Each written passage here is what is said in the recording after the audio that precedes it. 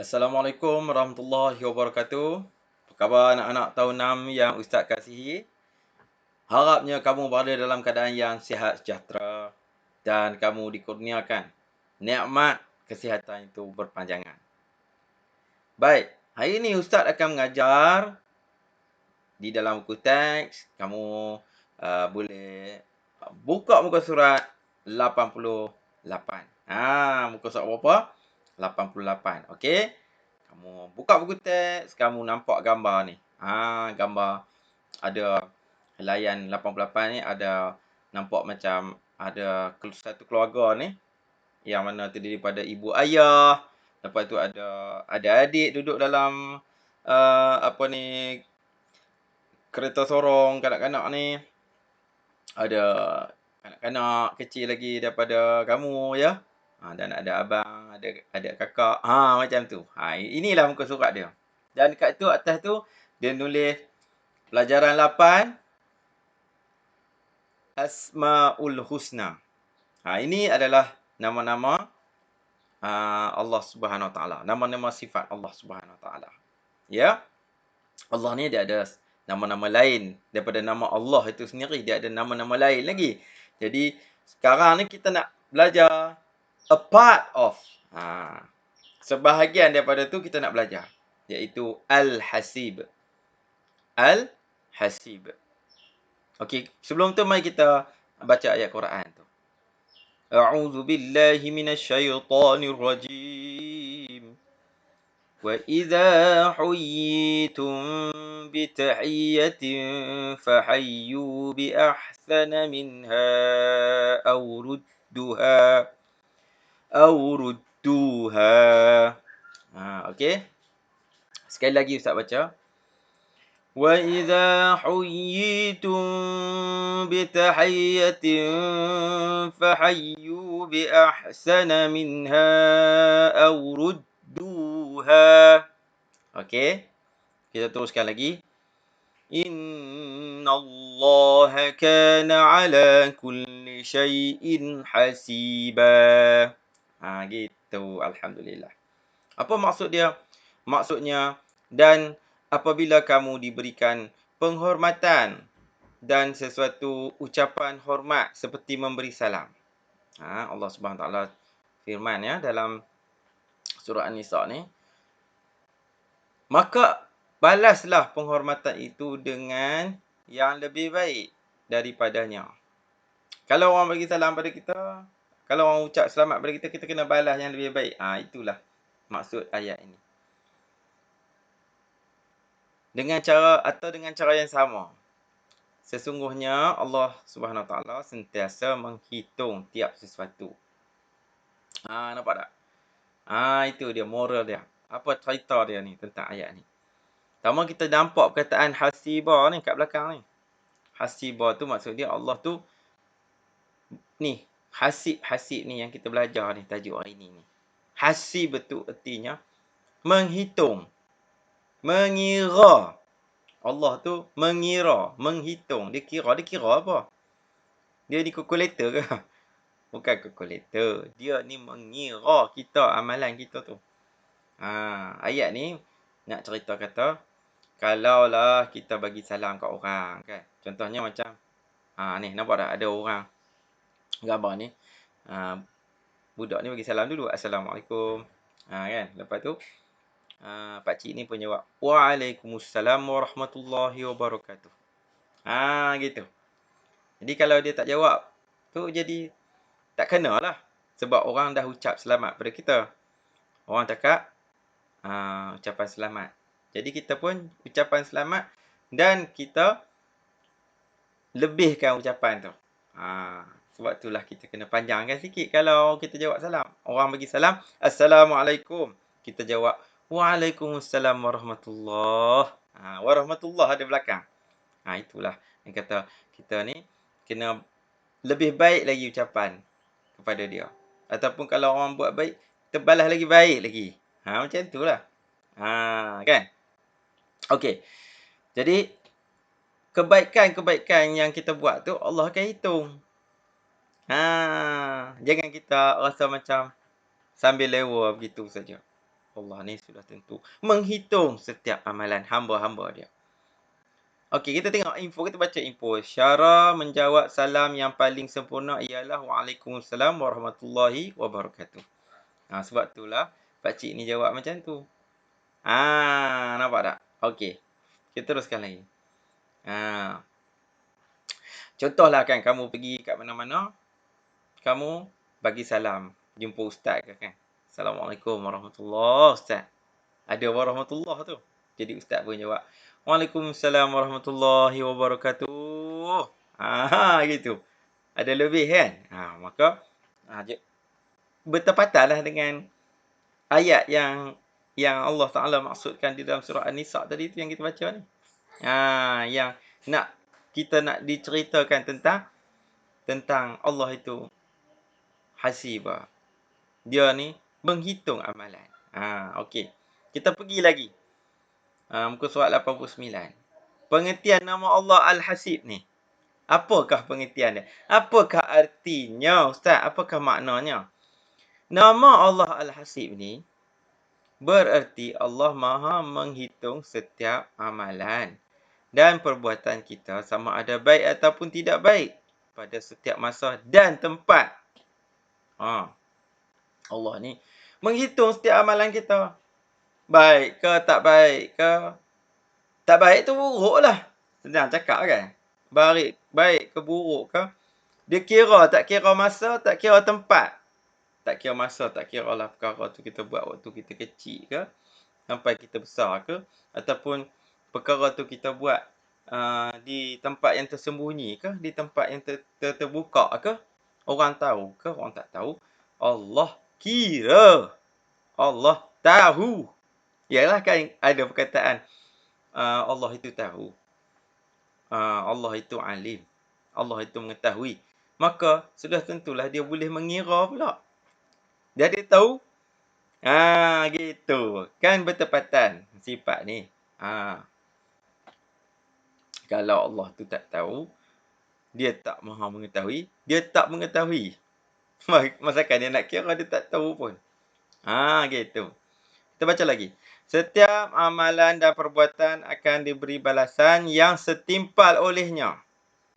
Allah ni akan bagi balasan yang setimpal. Apa balasan yang setimpal tu, Ustaz? Sudah tentulah kalau kita buat baik, dapatlah syurga. Tu senang. Kalau buat jahat, dapatlah neraka. Reward and punishment. Reward itu maksud dia hadiah, ganjaran. Punishment, hukuman. Dia mesti dapat dua tu. Sebab dia dah kira. Gitu. Okey, kita terus lagi. Nama Allah Al-Hasib juga memberi erti Allah Maha mencukupkan keperluan hamba-Nya. Macam mana pula Allah itu mencukupkan keperluan hamba-Nya? Kita baca seterusnya. Oleh itu, kita wajib beriman bahawa Allah mempunyai nama Al-Hasib dan meyakini Allah Maha Pemurah ketika memenuhi keperluan hamba-Nya dan Maha menghitung setiap amalan mereka. Macam ni. Kita kena tahu macam ni. Dalam kita memahami Al-Hasib ni, jadi Allah tu dah cukupkan keperluan hamba-hamba dia. Walau hakikatnya hamba-Nya itu berasa tak cukup. Kan? Hamba-Nya itu berasa macam dirinya miskin. Tetapi sebenarnya Allah itu, dia dah kira dah. Banyak tu saja rezeki dia. Nampak tak? Sebab apa? Bertepatanlah dengan ilmu yang dia ada. Bertepatanlah dengan kemahiran yang dia ada. Dia pun tak ada ilmu untuk buat sesuatu perkara tu, macam takkan dia nak dapat upah lebih. Contoh. Kan? Jadi Allah itu dah kira dah. Bertepatanlah dengan kehendak hamba dia tu. Allah ni nak cakapnya, Allah ni dia tak menzalimi hamba dia. Jadi kiraan dia tu sudah mencukupi.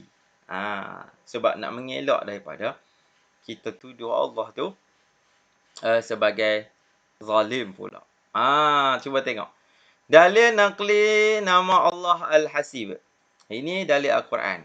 Yang tadi pengertian. Firman Allah Subhanahu wa taala, "Wa man yakfur bi ayatillahi fa innallaha sari'ul hisab." Itu dalam surah Ali Imran. Okey, ayat yang ke-19. Maksudnya, dan ingatlah, sesiapa yang kufur ingkar akan ayat-ayat keterangan Allah, maka sesungguhnya Allah itu amat segera hitungan hisabnya. Allah tu apabila ingkar kepada ayat-ayat dia, maka cepat. Maka dia bagi amaran. Ingat ya, Allah tu dia akan bagi dengan cepat punishment ataupun reward dia. Kalau macam orang tu selalu bersedekah, dia akan dapat ganti balik. Cepat betul Allah bagi. Di dunia lagi dia dah bagi. Kalau orang itu kedekut, orang itu sombong, bongkak, Allah bagi awal lagi di dunia kita dah nampak dah. Ataupun orang yang berlaku sombong tu dah kena dah balasan dia. Tak payah. Allah ni cepat dia bagi segera. Dalam itulah nak cakap Allah tu berkira. Allah tu menghitung amalan. Nilai. Apakah nilai daripada pelajaran Al-Hasib ini?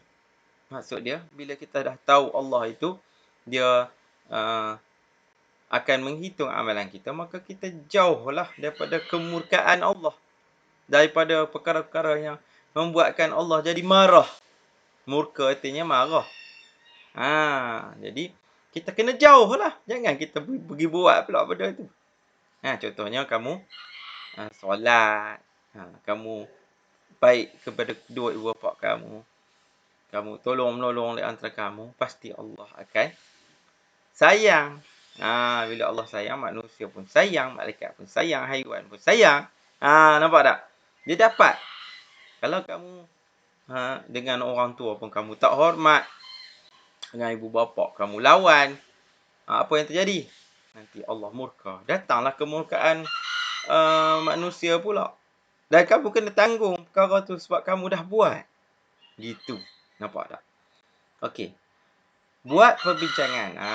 Dah. Kita dah bincang dah tadi tentang macam mana nama Allah Al-Hasib ini dia terkesan sungguh dalam hidup kita. Berkesan sungguh ya.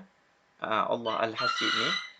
Sebab kita tahu bahawa Allah ini dia amatlah berkira-kira. Dia menghitung amalan. Kan dia ada malaikat yang duduk kiri dan kanan kan? Jadi malaikat inilah yang menghitung amalan kita. Kan laporan tu dah ada. Tak payah kita key in, tak payah. Tak payah kita nak masukkan tok-tek. Tak payah. Dah tertulis dah. Gitu. Sebab apa? Malaikat yang menulis. Okey. Kita tengok kesan meyakini nama Allah Al-Hasib ini. Apakah kesannya? Pertama, membanyakkan amalan. Apabila kita yakin dengan nama Allah Al-Hasib ini, sudah tentulah kita akan memperbanyakkan amalan.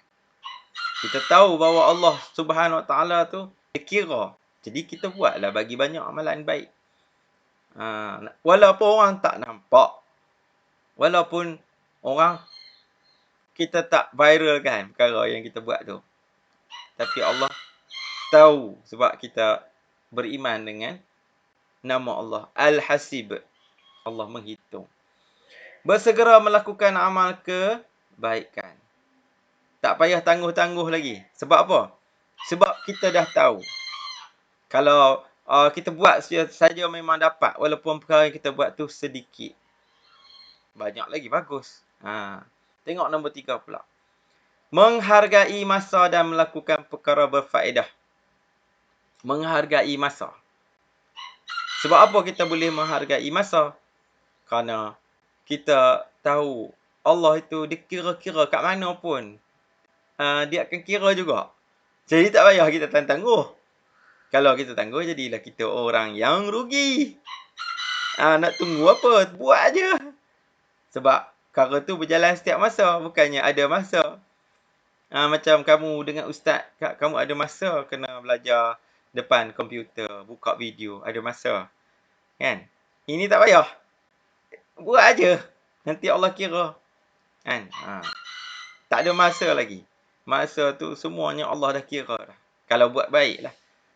Okey, nombor 4. Meninggalkan maksiyah. Maksiat. Kalau tak elok, kita tinggalkan lah. Sebab kita tahu, kalau kita buat juga, nanti Allah kira sebagai dosa. Bila dosa, masuk neraka. Senang saja. Nombor 5. Bersyukur dengan segala pemberian Allah. Maka kita pun bersyukur. Sebab kita tahu Allah bagi, dia dah kira dah rezeki kita. Dia jadi macam tu. Dia tak jadi seorang yang pengeluh, perungus. Dia suka menyalahkan orang lain. Apatah lagi last sekali dia salahkan Allah. Kenapa aku tak jadi kaya macam Ali Syukri cepat-cepat? Aku jadi anak Ali Syukri senang. Aku jadi kaya. Tak payah usaha dah. Aku nak tidur atas duit. Nak jadi anak Ali Syukri. Kenapa Allah jadikan aku di dalam keluarga yang miskin, contoh. Kita kena ingat balik lah. Bahawa Allah tu dah kira dah. Kalau semua orang nak jadi anak Ali Syukri, Datuk Ali Syukri tu, berapa ramai anak yang dia kena beranak. Nampak tak? Jadi, berpada-pada. Allah dah kira cukup dah. Kita ni akan jadi orang yang bersyukur, berterima kasih kepada Allah. Dan ingat, Allah Ta'ala kata, kalau kamu berterima kasih kepada aku, kalau kamu bersyukur pada aku akan tambah lagi nikmat. Macam tu pula.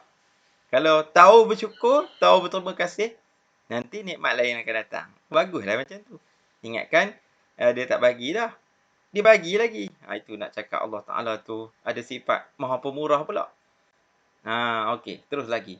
Hidup disayangi Allah. Hidup Allah sayang. Baguslah. Allah dah sayang. Okey. Cuba tengok apa gambar ni cakap. Allah berfirman maksudnya, maka sesiapa yang berbuat kebajikan seberat zarah, nescaya Allah akan melihatnya dalam buku amalan. Surah Az-Zalzalah. Sebesar zarah kecil ketek aja. Allah akan tengok. Kalau dia duduk berzikir, tengok macam ni dia berzikir. Allahu Akbar, Allahu Akbar. Dia naik bas ni, pergi sekolah. Allahu Akbar. Dia berzikir. Allah Maha Besar, dia tengok keindahan. Dia tengok dalam perjalanan nak pergi sekolah tu. Dia tengok burung ke, dia tengok apa-apalah kat luar tingkap tu. Allahu Akbar cakap. Allah kira walaupun orang lain tak dengar. Dia fikir pun. Walaupun dalam fikiran dia. Sentiasa meyakini Allah. Dia buat amal kebaikan ni. Lipat baju, tolong. Membantu. Dia yakin dengan Allah Ta'ala. Yang tadi atas tu yakin dengan Allah Ta'ala. Yang bawah ni membantu ibu bapa. Ada lagi ke orang yang bantu ibu bapa lipat kain? Ada. Kamu jangan malas. Mak ayah kamu tu dah banyak berkorban. Kamu kena tolong banyak mak ayah kamu. Lepas tu ni apa ni? Ada seorang budak pakai songkok. Dia tolong seorang pelajar yang jatuh basikal. Membantu orang yang dalam kesusahan. Betul lah. Budak ni dalam kesusahan lah. Dia tolong angkat. Bawa pergi ambulan ke, telefon 999 ke. Panggil orang minta tolong ke. Jangan biar saja. Ada yang lagi sedih. Dia pergi ketawa bukan budak tu. Apa nak jadi? Dah lah orang dalam kesusahan, kita pergi ketawa pula. Sakitlah hati orang. Dan yang last kali ni kita tengok satu gambar tulis kat belakang tu, tulis anak yatim.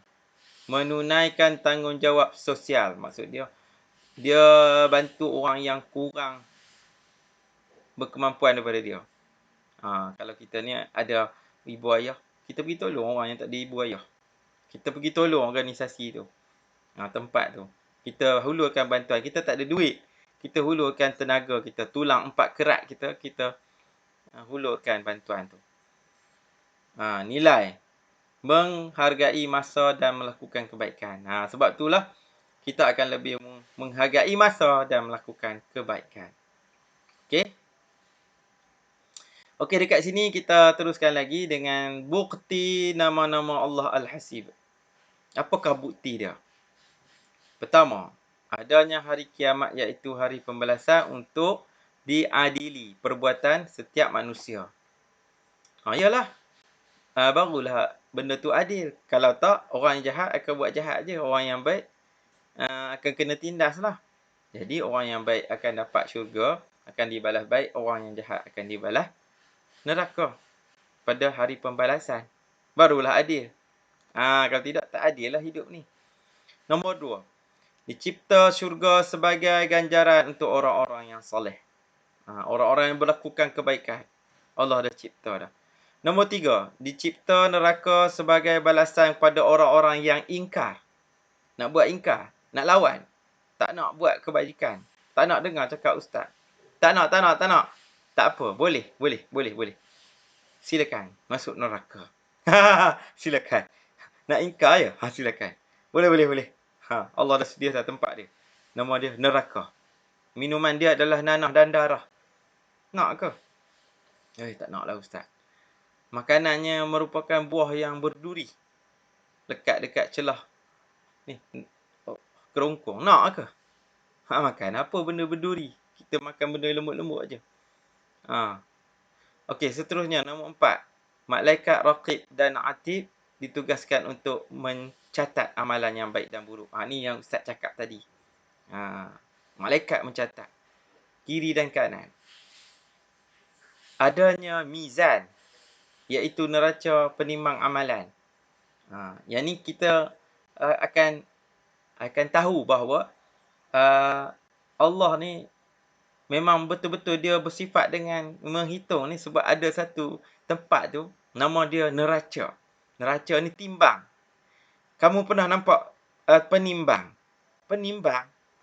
Kamu kan beli buah ke, beli apa-apa barang dekat kedai kan, ada penimbang. Penimbang tu wujud betul. Nanti bila kita nak ditimbang dosa dengan pahala kita. Kalau berat dosa, bolehlah kita masuk syurga. Berat dosa pula, berat pahala boleh masuk syurga. Berat dosa masuklah neraka. Macam tu aja, senang je.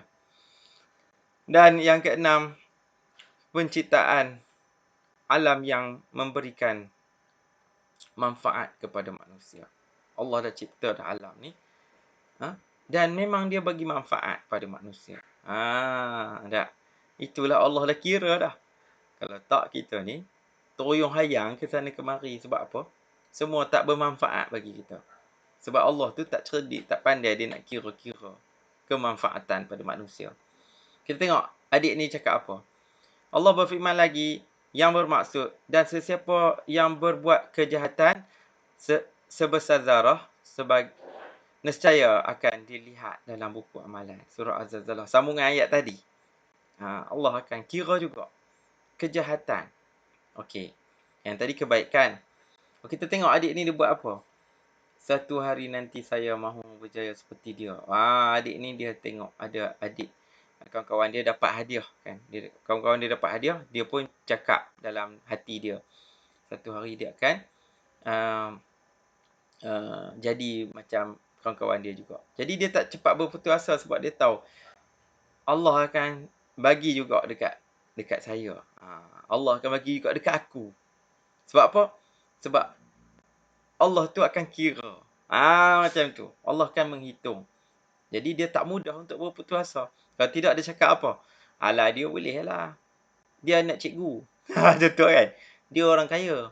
Dia cakap macam tu. Saya orang miskin. Saya usaha. Macam mana pun takkan boleh. Bukan. Sebab tak sampai lagi masa dia. Tak cukup lagi kriteria dia. Level-level dia tu yang kita perlu tempuh. Kalau kita tempuh perkara-perkara yang menjadi halangan tu diselesaikan, kita dapat memecahkan tembok-tembok tu, maka berjayalah kita pun. Sebab itulah Allah dia bersifat menghitung tu. Dia kira ada lagi benda dia tak selesai. Gitu. Seterusnya, mengambil hak orang lain. Ini mencurilah. Kan? Percayalah kita tak mencuri.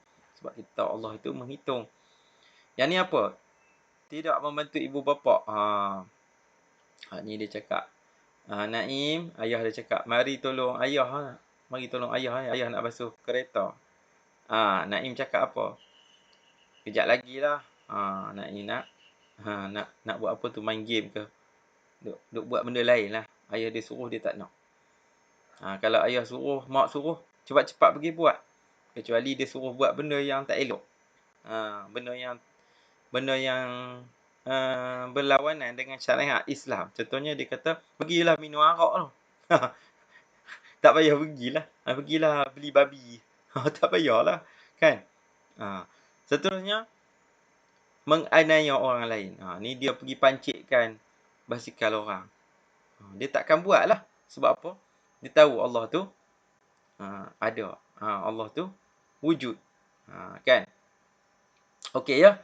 Jadi sekadar itu kita belajar tu, nanti kita sambung lagi kalau ada masa. Ya. Muka surat 91 kita berhenti ya. Kita bermula tadi muka surat 88. 88, 89, 90, 91.